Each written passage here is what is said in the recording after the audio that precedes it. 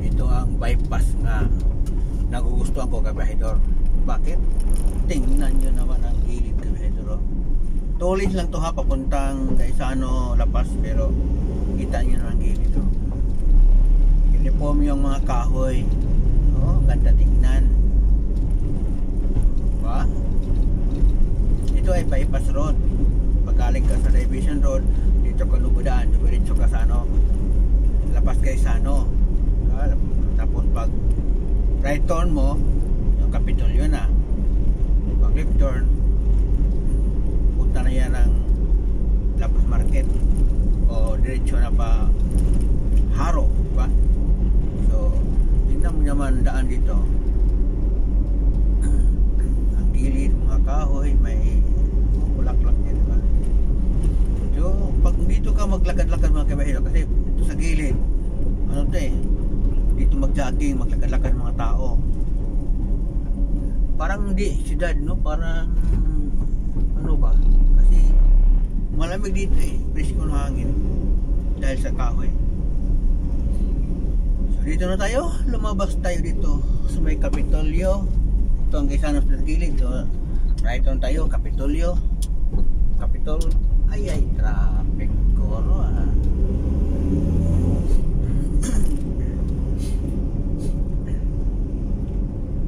dito sa banda na ito, dito ano nila, MIWD, no? Metro Iloilo Water District. Tapos Hall of Justice ba ito? Hall of Justice. Tapos ang kasunod itong museum, no? Iloilo. Tapos Museum de Iloilo.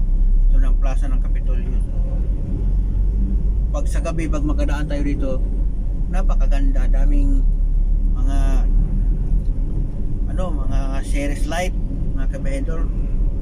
So parang palasyo sa harap ng Kapitolyo mismo, may malaking Christmas tree. So wala tayong oras pag dyan. May oras naman talaga, pero hindi kasi ako nauna ko talaga yung schedule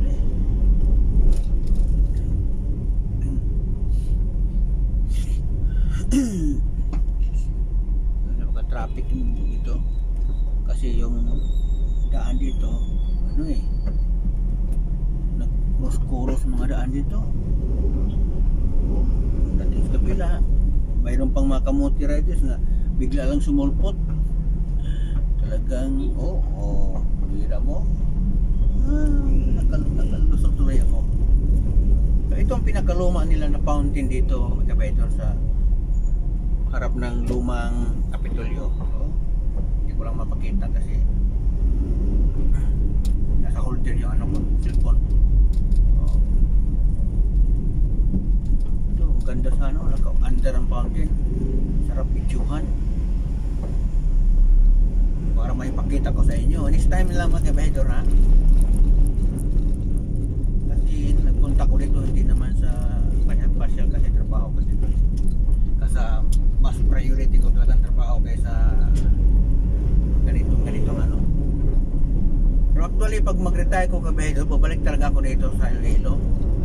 Kasi kung dito sa gilid makita nyo sa video, diba, may malaking building brown. Ang katapat noon, puro plaza yan. So, yung dito, yung tanong tawag yun, yung river, diba? Tagalog sa river. Sapa, ang malaking sapa, Parang, kung sa Manila, parang Pasig River, no? Kalaki kasi mayroon din dumadaan na mga rito, mga pambot, may mga bars din sa dulo. So, ang gilid nito, kabahedor, puro pasyalan ba? May mga tanim, mga maganda. Ang haba nito. Nag-umpisa doon sa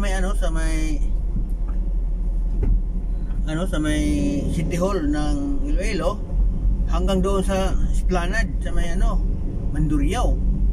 Paglakarin mo to, ang layo, no? Pero at least daming mga makikita mong mga makulay na mga bulaklak, saka ganda ng basta garden to nga, maganda nga mga garden. So DPWL siguro nito naggawa, nag-maintenance. So sarap maglakad-lakad, no? Lalo na sa umaga. So, may makita nga ako nito umaga ko, mag-jogging sila, ang iba maglakad-lakad. Daming mamasyal dito kasi napakahaba ng nila, pasyalan. Mga kabedor. Kaya pag mag-retire ako, dali ko yung mga mahal natin sa buhay, ipasyal natin dito kasi maganda pasyalan tong Iloilo City.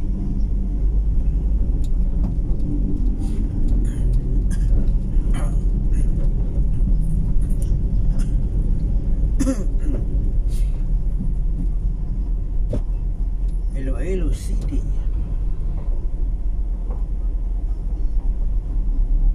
Kung dinala ko ngayon dito mga kabedor, so sa kabilang gilid dito puro to dagat talaga. Puro ilog. Napakalinis, no?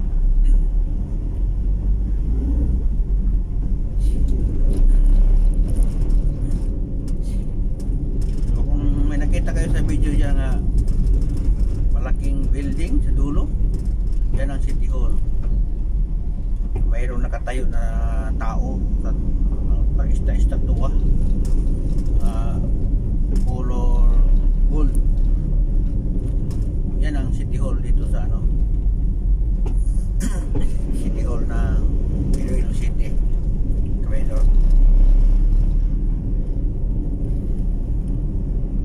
Dito ang Bureau of Customs, o yung Bureau of Customs, tapos City Hall. At saka makita nyo kabedor yan, sa kung makita ng camera, itong malaking stage na to, ito ginaganap nilang nila, yung Linagyan Festival. So, talagang sarado to dito pag nakaharap yan sa dagat, no? Linagyan Festival yan, yan mag-perform mga contestant.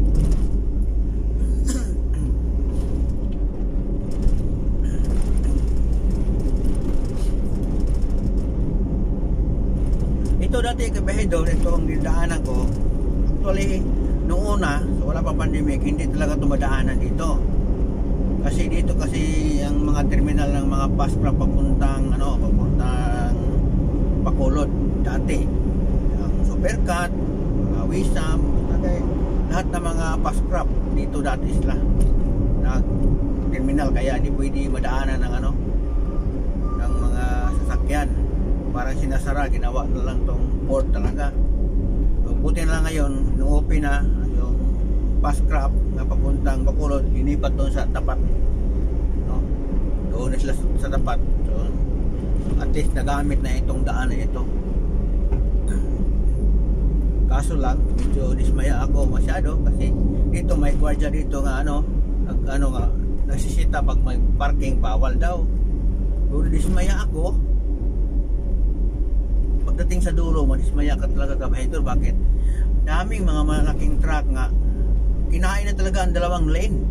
2 lanes na lang ang titira, no? Kasi 4 lanes to kinain ng ba yan, budiga dyan, mga beer man siguro na siya. So pag dyan lang nakapark, tingnan mo ngayon, yan. Although nakahasa siya, pero nasa basi na siya talaga, diba? So walang dito. Mayroon mga truck dito nga na flat na, wala nang hindi sinisita ng guard. Pero yung mag-parking ka dito nga saglit lang, sinisita ka. O kaya nito, hindi sinisita. So ibig sabihin, ang ibang tao lang sinisita nila, yung taga rito hindi nila sinisita. Yan siguro. So kita nyo naman sa video, di ba? Naging 2 lanes na ang 4 lanes. Kasi mayroon na parking mga taxi, mga truck sa kabilang gilid.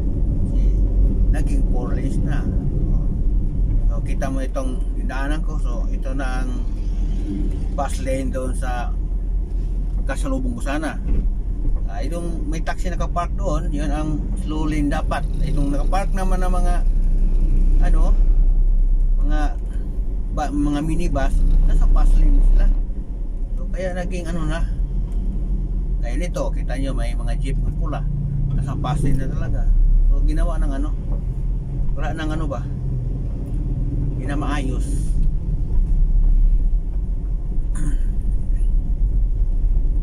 Pero pag private ka, sisitahin ka ng guard.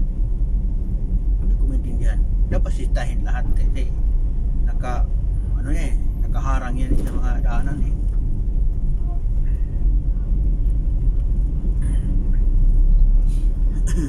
So dito na tayo sa City Mall. City Mall, nandito na naman yung terminal, port terminal sa mga fast craft din papuntang Guimaras. So dito banda. So takbo tayo kaunti dito sa tapat ng Regional Police Station. Makita nyo mayroong pumasok nga malaking truck. Yan ang port na naman papuntang Cebu, diba? Mayroon iba Lumanggas, pero karamihan dito Cebu, Taglisya at saka Bukalyong, no? Dito rin dumadaong yung mga tugo. So, ito ang nila sa mga malaking barko papuntang Cebu dito banda. So yan lang kabihidor. Sa dulo mayroon din pasyalan dito sa dulo na tinatawag nila ang Port San Pedro. Kain muna ako tapos trabaho, saka na yan pasyal pag may time, pag wala muna. Thank you for watching mga kabihidor.